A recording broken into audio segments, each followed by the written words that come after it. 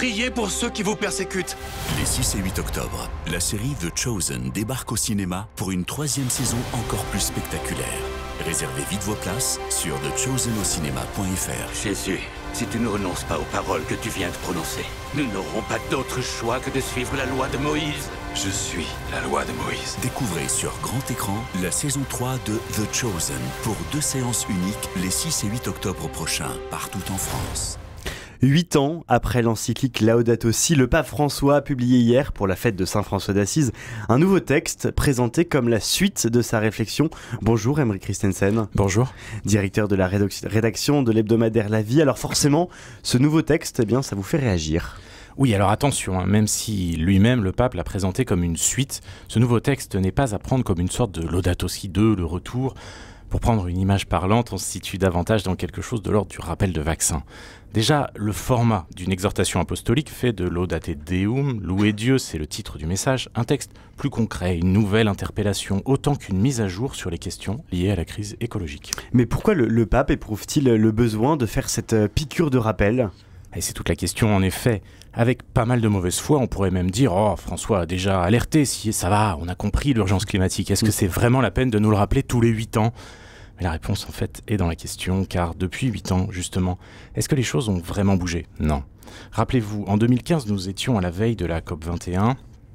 Les accords de Paris, signés à l'époque, ont été ambitieux, et ces ambitions semblent avoir depuis fondu au soleil des canicules.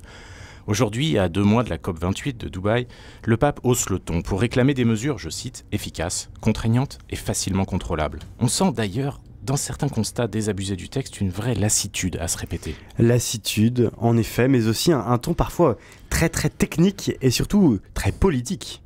Laudate Deum est incontestablement un message politique, mais pas au sens d'un engagement partisan, plutôt comme un appel pressant à agir enfin. Mais d'ailleurs, est-ce que la doctrine sociale de l'Église elle-même n'est pas très politique à sa façon quand elle se préoccupe des conditions de vie de l'humanité ou de la dignité de chacun ? Pourquoi est-ce que ce serait différent en matière d'écologie ? Les effondrements auxquels nous commençons à faire face menacent directement la vie humaine, la sécurité des populations ou encore les familles. Autant de signes des temps. Des signes des temps sur lesquels il est urgent d'ouvrir les yeux plutôt que de céder aux thèses climato-sceptiques. Malgré tout, il y a bien aussi une dimension spirituelle à l'exhortation quand il dénonce la tentation de toute puissance et les faux prophètes d'un paradigme technocratique qui veut faire croire que l'humain n'a pas de limite. Le pape nous alerte sur un vrai danger spirituel parce que, je le cite encore, c'est même sa conclusion, un être humain qui prétend prendre la place de Dieu devient le pire danger pour lui-même. Et le sursaut auquel il appelle, s'il est politique, passe d'abord par un changement culturel, donc par une conversion intérieure. Autre point à noter, le texte est adressé non seulement aux catholiques, mais aussi à toutes les personnes de bonne volonté.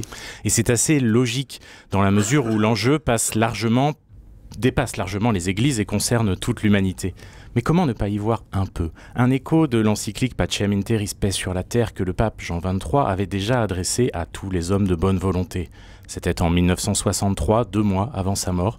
Sans aller trop loin dans le parallèle, on est tenté ici de sentir un peu les accents d'un testament également, venant d'un homme de 86 ans dont les forces, on le sait, diminuent.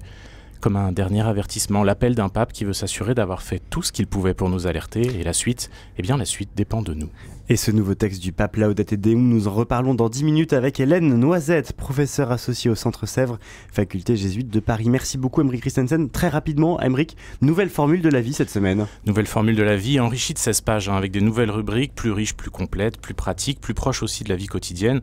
Bref, la vie c'est comme votre vie, elle est toujours la même, mais elle est toujours nouvelle. Ça c'est un beau slogan, merci beaucoup. Et avec un nouveau logo, moi ça m'a un peu perdu ce matin en ouvrant la vie, mais on s'y retrouve rapidement, je rassure tous nos auditeurs. Vous écoutez RCF, il est 8h.